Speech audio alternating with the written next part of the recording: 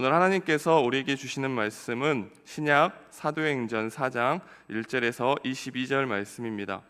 제 성경으로 신약 192면에 있습니다. 사도행전 4장 1절에서 22절 말씀을 한 절씩 교독하겠습니다. 사도들이 백성에게 말할 때와 제사장들과 성전 맡은 자와 사두개인들이 이르러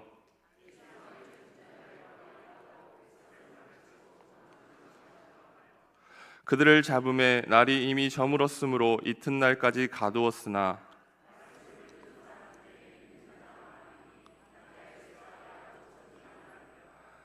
이튿날 관리들과 장로들과 서기관들이 예루살렘에 모였는데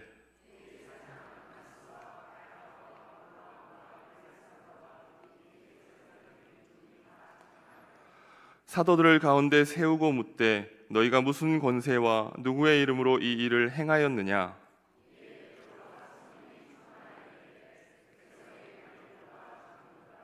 만일 병자에게 행한 착한 일에 대하여 이 사람이 어떻게 구원을 받았냐고 오늘 우리에게 질문한다면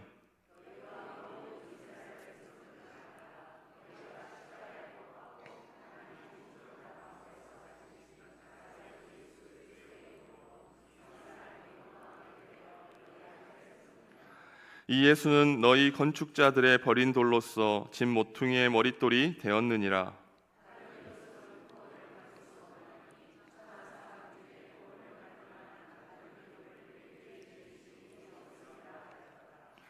그들이 베드로와 요한이 담대하게 말함을 보고 그들을 본래 학문 없는 범인으로 알았다가 이상히 여기며 또 전에 예수와 함께 있던 줄도 알고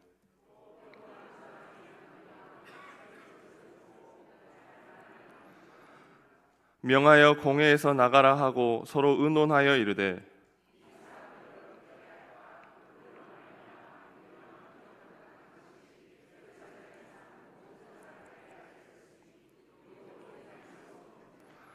이것이 민간에 더 퍼지지 못하게 그들을 위협하여 이후에는 이 이름으로 아무에게도 말하지 말게 하자 하고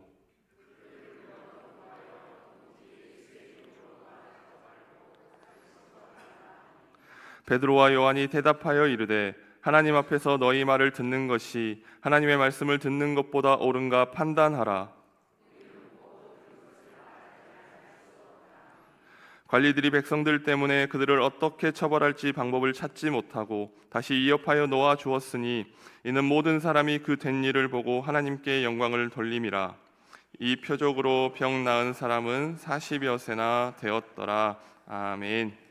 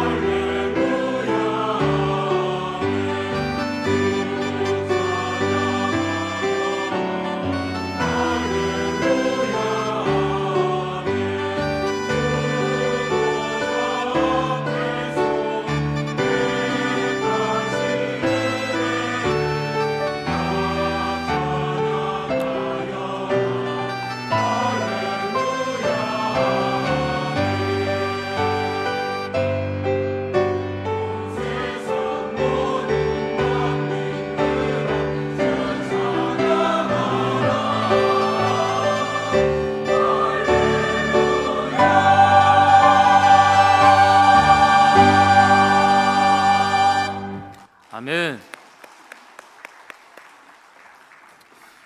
잘 오셨습니다. 우리 옆에 계신 분에게 평안하세요 인사 올려드려 보겠습니다. 네. 지난주에 새생명 축제를 했는데 45분을 우리가 초청했습니다. 우리가 그분들이 우리 교회에 와서 신앙생활을 할 수 있도록 끊임없이 또 다시 한번 재초청하고 초청해서 그 영혼들이 주님을 알아가는 귀한 은혜와 그런 은총을 누렸으면 좋겠습니다. 오늘 허일준 성도님도 오셨는데요. 너무나도 좋죠. 다시 한번 박수 한번 쳐주시겠어요? 네. 네. 우리 하나님께도 인사를 드립시다. 하나님, 우리가 여기에 있습니다. 저에게 찾아와 주세요. 시작. 하나님, 우리가 여기에 있습니다. 저에게 찾아와 주세요. 아멘. 기도하겠습니다. 하나님, 동성애 식구들 다시 한번 주일을 맞이하여 주님의 날을 맞이하여 주님께 예배드리고자 이곳에 나왔습니다. 그 예배드리는 중심을 기억하여 주셔서 아버지 하나님의 말씀과 위로로만 가득 차게 하여 주시옵소서. 하나님, 우리 허일준 성도님 귀하게 이렇게 오셨습니다. 너무나도 귀한 만남인데 함께 예배드리고 기쁨을 나눌 때 아버지 하나님, 인생 가운데 주님이 맺어주신 가족으로 인하여 하나님 뜨거운 위로가 있게 하여 주시옵소서. 슬픔은 나누게 하여 주시고 기쁨은 배가 되는 놀라운 역사가 이후로 있게 하여 주시고 성도님을 위해 우리가 기도하게 하여 주시고 더불어서 함께 성도님의 인생 가운데도 주님의 늘 은총 가운데 인도하여 주시옵소서. 아버지 하나님, 우리 동성애 식구들 열심히 전도했습니다. 그 손길 가운데 기도 가운데 주님 협력하여 선을 이루어 주셔서 복의 통로로 삼아 주시옵소서. 오늘 말씀 가운데 주의 은혜와 말씀의 귀한 꼴이 있게 하여 주셔서 주의 음성 때문에 위로가 되는 귀한 시간 되게 하여 주시옵소서. 예수님의 이름으로 기도하옵나이다. 아멘.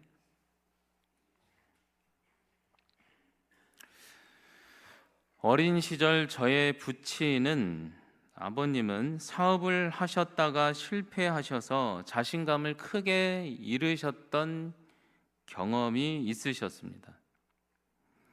그런데 그때 저희 어머님의 권면으로 기도원에 한번 갔다 오면 모든 과거의 실수를 다 용서해 주시겠다고 라는 말에 그 뒤로 바로 짐 싸서 기도원에 갔다 오셨던 기억이 있습니다.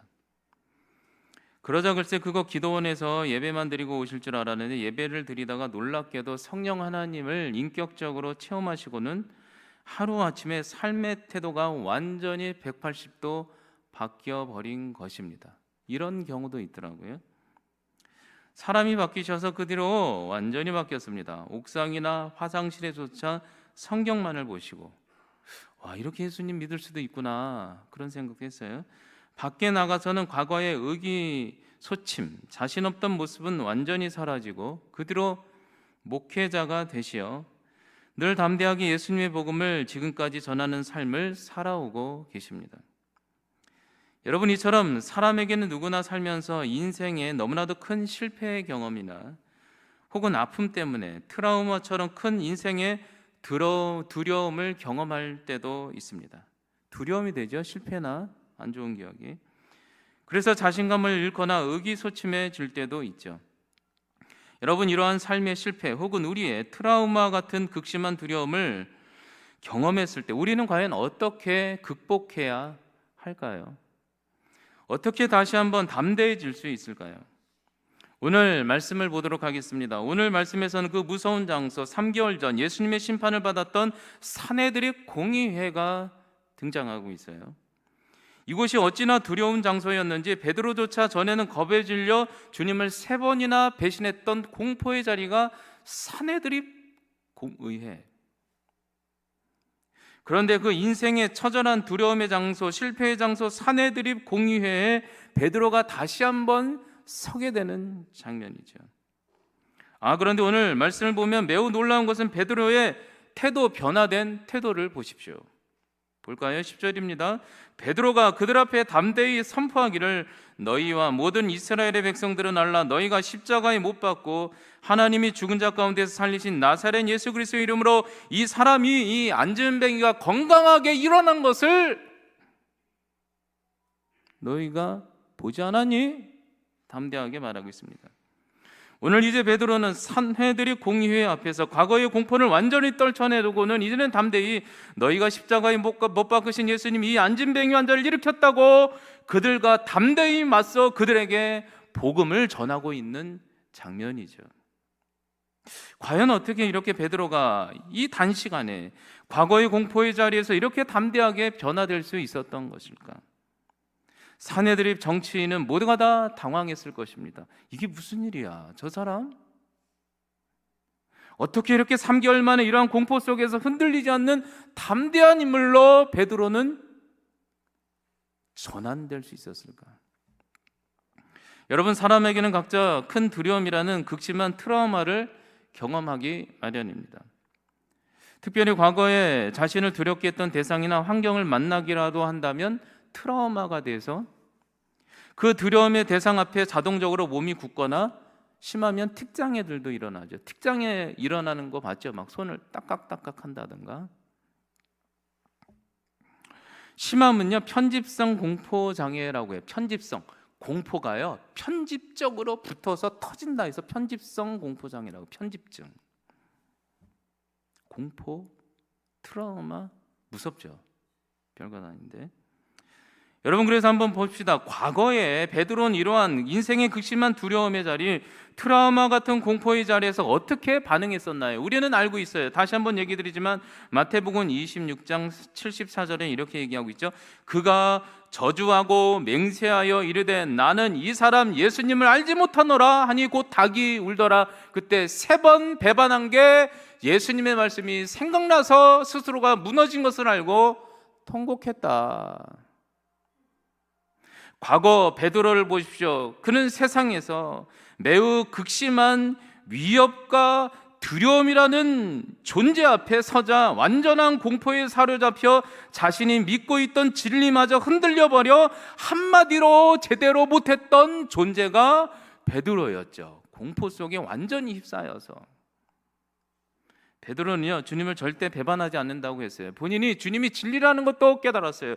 그러나요 그 전에 공포의 자리에 그가 갔을 때 극심하게 흔들려서 주님을 3번이나 배신하고 아무 얘기 못했던 베드로. 공포 앞에 진정한 믿음이 드러나기 마련이죠. 무섭죠. 공포, 죽음의 공포, 위협 무섭죠. 어떤 아이가 자신의 가장 친한 친구의 아빠가 나이도 많지 않은데 갑자기 하늘나라에 간 것을 보고 큰 충격과 번민 두려움에 빠졌다고 합니다. 젊은 분이 어떻게 돌아가셨지? 친구의 아빠가. 어떤 아이가. 그러자 엄마에게 묻기를 엄마 왜 저 아저씨는 나이도 많지 않은데 하늘나라에 그렇게 일찍 데려간 거예요? 라고 물었다고 해요. 충격받았나 봐요. 무서웠고.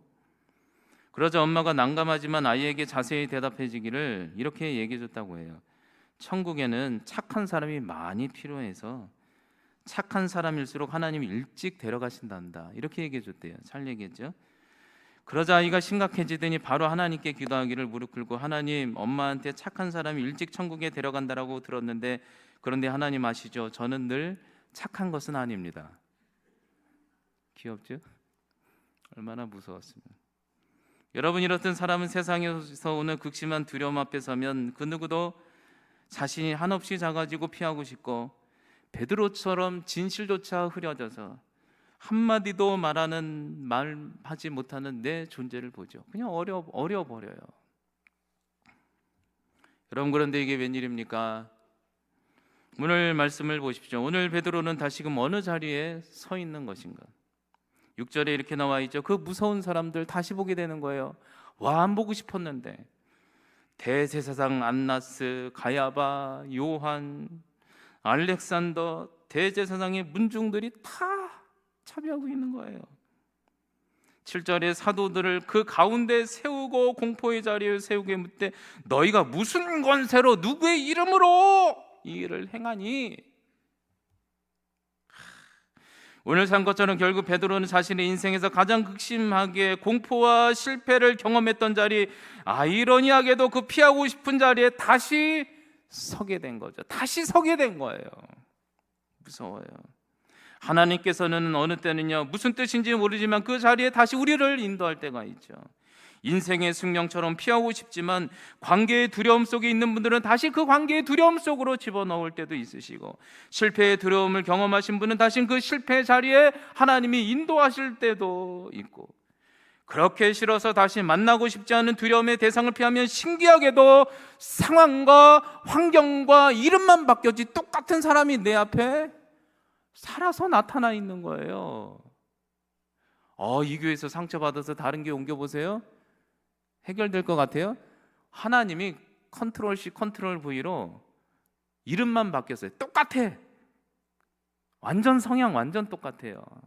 참 공포.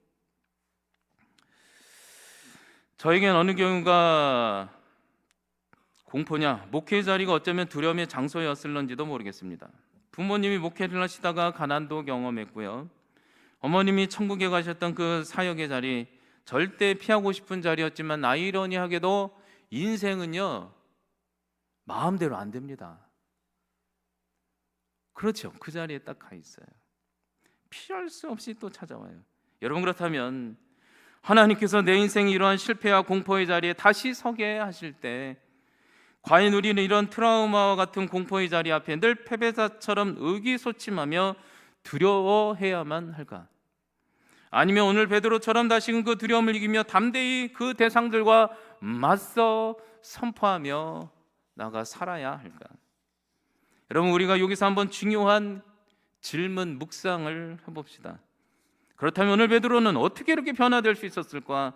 과거의 그 실패의 자리, 공포의 자리, 사내들이 공의의 앞에서조차, 과거의 그 트라우마의 실패의 자리에서조차 어떻게 이렇게도 담대하게 변화되어 복음을 강력하게 전하는 인생이 될 수 있었을까?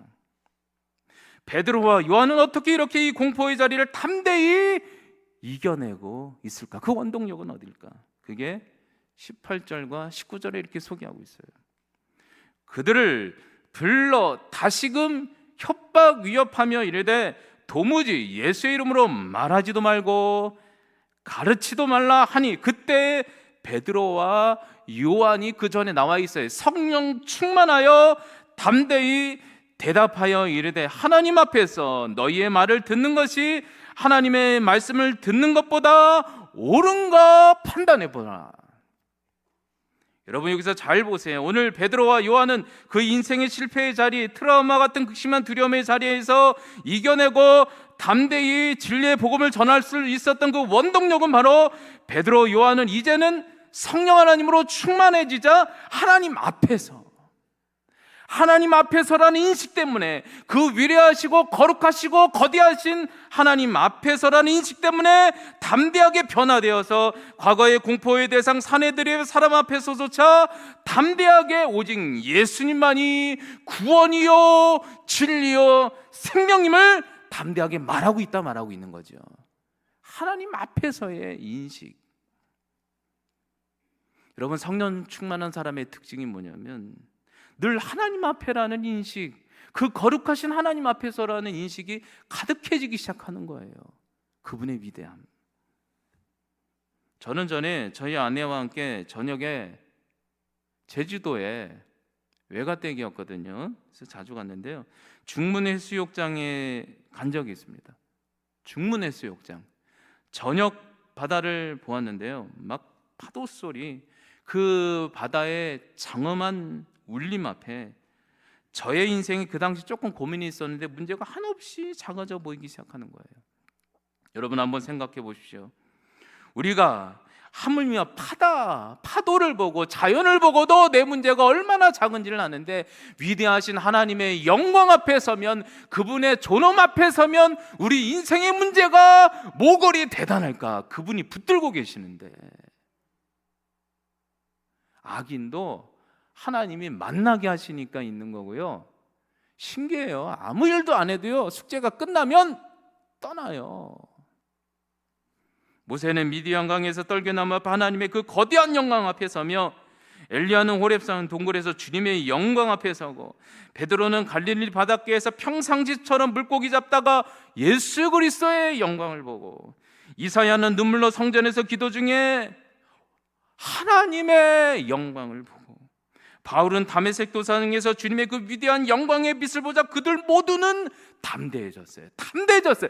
인생은 하나님이, 그 위대하신 하나님이 붙들고 있어. 돌이켜 보세요, 여러분. 죽을 것 같았는데 죽었습니까? 감정이 내가 아니에요. 감정은요, 1년 전 죽을 것 같으면 1년 뒤에도 죽을 것 같을까요? 감정에 속으면 안 돼요. 인생은 누가 붙들고 있어요? 광대하신 하나님이 붙들고 있어요. 베드로는 하나님 앞에라는 인식 앞에 그 거대한 영광을 보자 이 세상 모든 위협은 다 보잘것없이 져가지고 초래해졌죠. 세상의 모든 것들, 그 위대하신 주님의 위엄과 주님의 통치권 안에 있구나. 그래서 이제는 그들은 담대해져서 주님 앞에 그 당당히 과거의 트라우마와 공포의 대상 앞에 얘기하는 거예요. 예수님 믿어야 돼. 여러분, 담대하게 살기를 원하십니까? 성령 충만해서 하나님의 그 위대하신 영광 앞에 늘 서시기 바랍니다. 그러면 담대함이 밀려와요.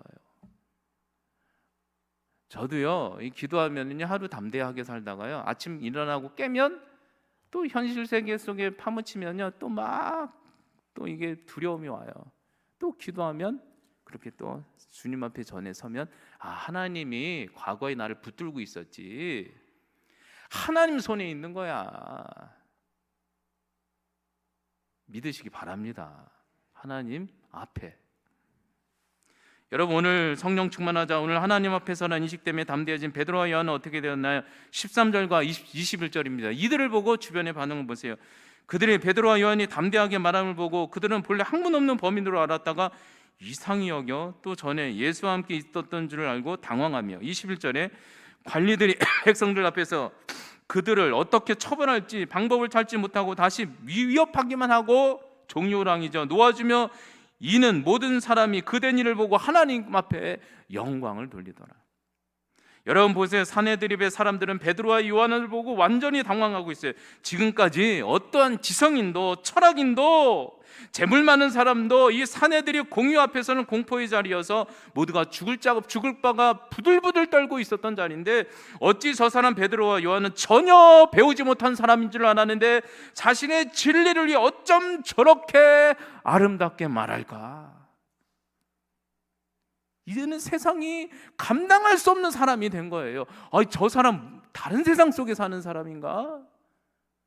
하는 얘기마다 맞는데 입을 틀어막고 싶은데 안 되는 거예요. 막 죽음을 두려워하지 않으니까. 여러분, 배워서 말 잘하는 사람은 인생의 두려움이 오면 버벅거립니다. 내가 초라해지거나. 그런 하나님의 영광만 바라보고 그 앞에서 담대하게 된 사람은 그 입술의 진리를 어떠한 환경 속에서도 그 어떤 누구도 막을 수 없는 것입니다. 그런 모습들이 여러분들 가운데 있었으면 좋겠습니다. 제가 재미있는 에피소드 하나 얘기해 드릴게요. 제 얘기인데요. 저는 과거 사람들 앞에 서면 말하는 것에 대한 극심한 공포와 트라우마가 있었습니다. 믿겨지십니까? 단초는 그랬습니다. 어린 시절 초등학교 1학년 때 부모의 권면으로 노회 성경 암송대에 뽑혀서 나갔는데 그곳에서 많은 사람들 앞에서 제가 암송을 하게 되었습니다. 초등학교 1학년 때 너무 긴장한 나머지 마이크를 너무 가까이 대고 한숨을 크게 확 쉬었더니 아이고, 그러자 그 모습이 너무 귀여웠는지 모든 청도링들이 저를 보고 깔깔거리고 웃기 시작하는 것입니다. 근데 당시 저는 너무나도 어렸는지 너무 오해해서 사람들이 저를 보고 비웃는 줄 알고 한순간 민감해서 얼굴을 두 손으로 가려버린 것입니다. 그런데 그게 충격이 됐었나 봐요. 그때부터 그것이 트라우마가 되었는지 학창 시절 사람들 앞에만 나가면 얼어버려요. 그런 게 있더라고요. 어렸을 때 스트레스였어요. 다른 건 다 하겠는데 사람들 앞에만 나가면 안 돼. 와. 근데 군대 생활하면서 드는 생각이 이제 목회자 이제 해야 되는데 직업도 어떻게 말하는 직업이냐. 사람들 앞에 설교와 찬양을 해야 되는데 이 대중 앞에 서면 이 극심한 공포, 주님 고쳐달라고 새벽마다 기도했어요. 새벽마다. 제가 포반장도 하면서 군종병도 하면서 하면서 이렇게 기도했거든요. 저녁마다. 어떡하냐고. 이거 목회자이 큰일 났다고. 말하는 거 아니면 그냥 다 하겠는데. 그렇게 기도하고 얼마 지나지 않아서 군대 교회 군종 친구분들과 친했는데 모두 저에게 한결같이 말하는 게 당시 찬양인도가 막 유행했거든요. 막 그때 찬양인도라는 게 생겨서 교회 찬양인도라는 것이 유행하는데 남현우 형제가 한번 찬양인도를 해보면 어떻겠냐고. 제가 막 손사래를 쳤지. 안 된다고. 나는 사람 앞에 서는 것 자체가 공포라고. 안 된다고 막 거절했죠.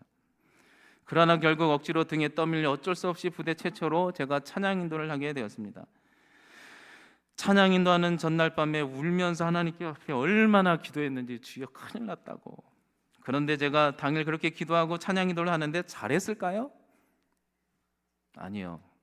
그때 기억에 남는 것은 제가 얼마나 떨었는지 뭔 얘기를 했는지도 기억이 안 나요. 그런데 놀라운 것은 제가 기억나는 것은 제가 너무 긴장해서 너무 떠니까 신기하게 장병들이 군인들이 그 모습이 애처로웠는지 본인들도 긴장해서 하나도 안 조는 겁니다. 그냥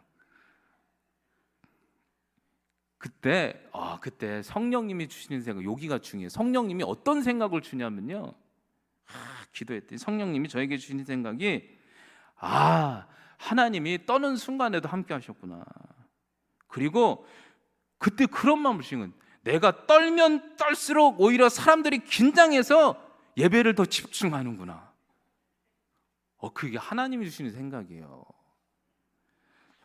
이 떠는 게 은사인가 보다 해가지고 그 뒤로 떨면서 하려고 했는데 그 뒤로 떨었을까요? 사라졌을까요? 싹 사라졌어요. 그냥 할렐루야. 여러분, 오히려 요즘은 설교하다가 막 졸면요 일부러 소리를 막 질러요. 막 깨라고 막. 설교가 늘 재밌을 수는 없잖아요. 막 그럴 때. 여러분, 그렇습니다. 세상은 오늘도 우리에게 질문해 오죠. 세상의 위협이 하나님보다 크게 보고 두려움이 있을 것인지, 아니면 하나님의 거대한 영광 앞에 서서 보잘것없는 세상의 위협보다 하나님의 음성을 더 크게 보고 살아갈 것인지, 무엇이 옳은지 생각해 보라. 여러분, 깊이 묵상해 보시기 바랍니다. 이 시간 우리는 성령 충만하여 하나님의 영광 앞에 있다는 인식 앞에 세상의 어떤 위협도 소문도 소리에도 휘둘리지 말고 세상이 능히 이기지 못하는 담대한 인생들이 되는 여러분들이 되었으면 좋겠습니다. 마지막으로 아름다운 능력의 길이라는 책에 수록되어 있는 댄 바우만 마크 클라센의 이야기를 소개하며 마무리를 짓도록 하겠습니다. 댄 바우만은 1997년 이란에 단기 선교를 가게 되었다고 합니다. 하지만 출국 비행장에서 억울하게 간첩이라는 제목으로 이란에 잡혀 감금당하게 됩니다. 그 뒤로 수도 없이 취조와 고문을 당했다고 합니다. 그때 되는 하나님, 이 억울한 형편에서 풀려나게 해주세요 라고 기도했다고 해요. 억울해요. 풀려나게 해주세요. 그때 주님은 내가 이 사람들을 어떻게 생각하는지 나에게 다시 한번 물어봐 줄래? 이런 마음을 계속 음성이 들려왔다는 것이에요. 그러나 댄은 다시 반문하기를, 하나님, 주님이 이들을 어떻게 생각하는지 전혀 물어보고 싶지도 않고 전 그냥 억울하니까 나가고만 해주세요 라고 했다는 것이죠. 하지만 계속 그래도 그 마음에 부담감이 있어서 결국 순전하는 마음으로 딱 한 분만 물어본다는 마음으로 다시 기도하기를, 주님께서 저에게 요청하셨으니 저에게 폭행하고 고문하는 이 사람을 주님은 어떻게 생각하십니까? 이렇게 물어보자 주님이 주시는 마음이 하나님께서 그들을 너무나도 불쌍히 여기시고 사랑하신다는 것을 세상 그 마음을 느끼게 해주셨다고 합니다. 그러자 댄은 어쩔 수 없이 고통 속에서도 그를 용서하시고 용서하여 주시고 사랑할 수 있는 마음을 달라고 그 감옥에서 통곡으로 울면서 기도했대요. 동일한 마음을 달라고 막. 그 뒤로 자신을 고문하던 그들은 사람들 앞에 담대히 또 복음을 전했다는 거예요. 그 마음을 달라고 하면서. 그리고 몇 날이 지나서 되는 간수들이 페르시아를 알았대요. 밖에서 말하는 말을 듣게 되었다고 해요. 한 간수가 말을 하기를 이렇게 말을 했대요. 나는 기독교인들을 도저히 이해할 수가 없어. 이곳에 오면 억울하게 매를 맞고 죽을 것을 알면서 왜 자꾸 오는지 도저히 이해가 안 돼. 그리고 더 이상한 것은 자신들을 죽이려고 하는 우리를 위해 기도하는 것은 도저히 이해가 안 돼 라고 했다는 것입니다. 그제서야 되는 자신이 방에 이들을 위해 기도했던 것을 도청에서 다 듣고 있었구나를 깨달았다고 해요. 그리고 바로 다로 간수가 또 말을 하기를 난 기독교인이 믿는 것이 무엇인 줄 알아. 전에 들은 적이 있어 라며 예수님의 십자가와 사랑과 복음을 본인의 입으로 직접 서로 얘기하더라는 것입니다.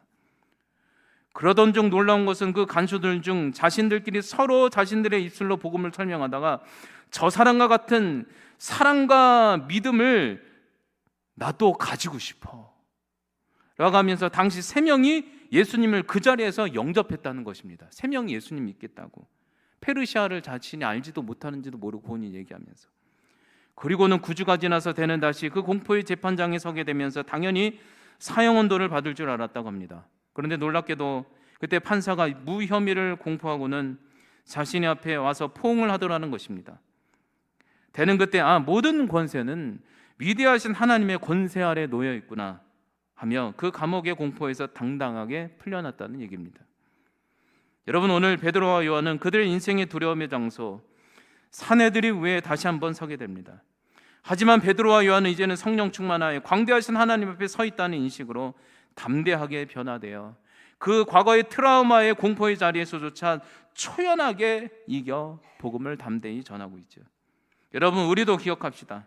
어쩌면 우리 인생의 극심한 두려움의 장소, 트라우마의 장소에 다시 설 수도 있을지 모르겠어요. 하지만 그 자리에서조차 성령 하나님이 여러분들을 지키고 있다는 그 영광의 소리 인식을 알고 그 세상의 어떠한 소리 소문 위협보다 크심을 인정하여 어떠한 위협 속에서도 담대히 진리의 복음의 인생을 살아가는 여러분들이 되시기 바랍니다. 기도하겠습니다. 하나님 아버지, 오늘 베드로는요 하나님 3개월 전 과거의 공포의 자리에 다시 서게 됩니다. 그러나 그 광대하신 하나님, 위대하신 하나님, 만물과 역사를 통치하신 하나님, 부활을 이끄셨던 위대하신 성령 하나님을 인식하여 이 모든 것을 붙들고 있노라 하며 인생의 모든 두려움을 이겨냈습니다. 우리 하나님, 동성애 식구들 가운데도 인생의 트라우마로 인하여 남몰래 기도하는 분들이 있습니까? 예수 이름 명하여 기도할 때 성령 하나님이 다 붙들고 있다는 인식이 가득하게 하여 주셔서 예수 이름 명할 때 두려움이 사라지게 하여 주시옵소서. 악한 영이 끊어지게 하여 주시옵소서. 부정적인 생각이 끊어지게 하여 주시옵소서. 예수님의 이름으로 기도하옵나이다. 아멘.